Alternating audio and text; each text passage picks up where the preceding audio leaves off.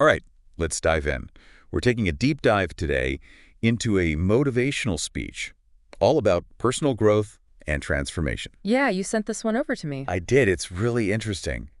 Um, and we're going to kind of pull out those golden nuggets, those key insights, so to Mhm. speak, and figure out how they can apply to, well, to you listening right now. Sounds good.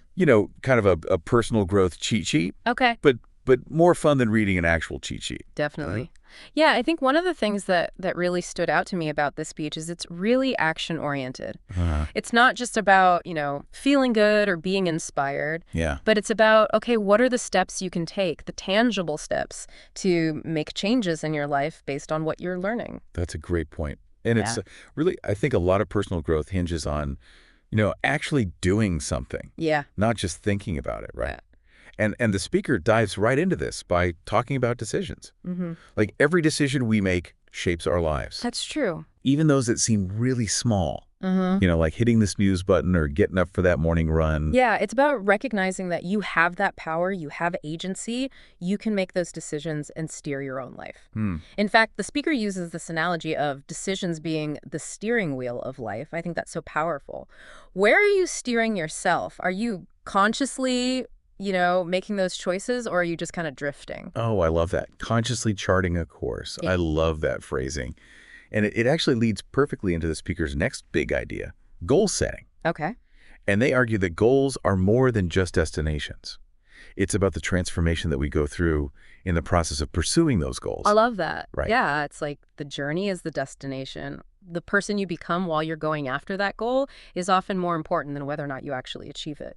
Hmm. Think about a time when you set a big goal for yourself. Yeah. Maybe learning a new skill, tackling a big project. Did you notice any personal growth, regardless of the outcome? Oh, totally. I think about the time I decided to run a half marathon. Wow. The race itself is honestly kind of a blur, but the months of training leading up to it, that's where the real magic happened. Yeah. And I learned so much about discipline, perseverance, and just pushing beyond what I thought I was capable I of. bet. But anyway, back to the speech. Okay. So the speaker really emphasizes this idea of setting smart goals, Yeah. right? They're really big on the practical, actionable stuff. I like that about the speaker. Very practical. Very practical. Yeah. SMART goals give you a framework, that clarity that we all need to turn those vague aspirations into a concrete plan.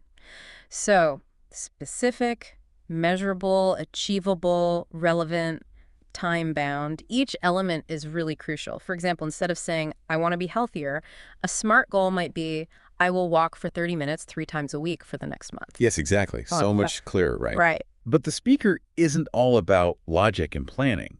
They also talk about visualization. They actually advocate for creating a really vivid mental picture of your desired outcome. And they say engage your emotions, your beliefs in that process. It's fascinating, right? Because visualization taps into our subconscious mind. Hmm. And that helps bridge the gap between what we want, our desires, and our actions. Think of it as a mental rehearsal. Uh-huh. Athletes use this all the time, visualizing themselves performing flawlessly Oh, yeah. before a big competition. It's almost like priming your mind for success, right? Right. Like tricking it into believing it's already happened. It's already within reach. You did. Have you ever tried visualization techniques? Oh, yeah, I have. And it can be pretty powerful, Yeah. But it's not just about positive thinking. Ah, It's about getting your thoughts, emotions, and actions all aligned okay. to work towards a goal. But as we all know, personal growth, it isn't always easy. Right. The speaker acknowledges that, challenges and setbacks are going to happen. Oh, for sure. They're inevitable. Yeah, it's not about avoiding the tough times. Right. It's about how we navigate them. Exactly. And they introduce this concept, post-traumatic growth, Okay. which is the idea that we can actually emerge from adversity stronger and wiser. Oh, that's interesting. So it's like, like a muscle that gets stronger Exactly. through, resistance training. It is. Life throws those weights at us, and it's Mhm. the act of pushing through, lifting them that builds resilience. Yeah. The speaker actually breaks it down into 3 key dimensions: emotional, cognitive, and social. Okay, well, let's unpack those a bit, because I think that's where things get really practical for our listeners. Okay. What does each dimension actually look like in everyday life? So emotional resilience is all about acknowledging and processing your emotions, the good, the bad, and the ugly, right? Right.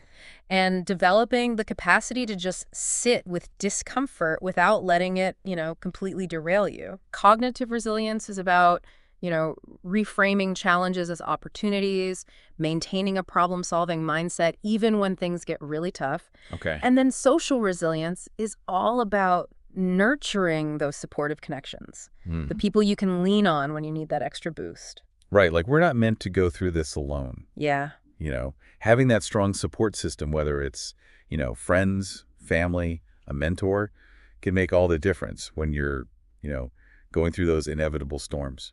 Hmm. Speaking of building blocks, the speaker also talks a lot about habits. Yeah. They argue that habits are the rituals that shape our identity, for better or worse. For better or for worse, it's like that saying, sow a thought, reap an action, sow an action, reap a habit, sow a habit, reap a character, sow a character, reap destiny.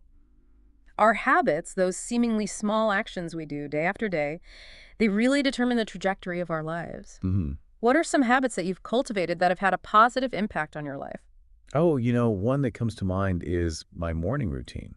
Oh, okay. It's nothing fancy, just a quick meditation, a little journaling, and then a healthy breakfast. Nice. But having that consistent structure really just sets the tone for my whole day. I can imagine. I feel more grounded, focused, energized. Yeah, that's a perfect example of how those small intentional actions can have a ripple effect. Yeah.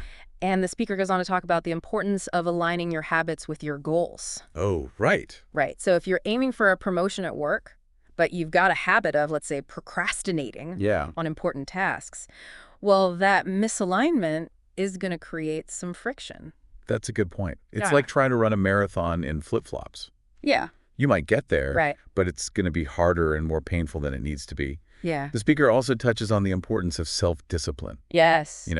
They kind of frame it as the bridge between our aspirations and our accomplishments. They make a great point about self-discipline not being about deprivation, but it's really about making choices that support our long-term well-being. Our goals. Yeah. It's about delaying gratification and recognizing that sometimes the most rewarding path requires pushing through discomfort in the moment. It's like, choosing to work on that passion project Yeah. when Netflix is calling your name. That's right. And that actually ties into the speaker's discussion on mindsets, Okay. specifically the difference between a fixed mindset and a growth mindset. Oh, yeah, right. So fixed mindset believes that intelligence and talent are, static, Okay. whereas a growth mindset views them as qualities that can be developed Right. through effort and perseverance. Right.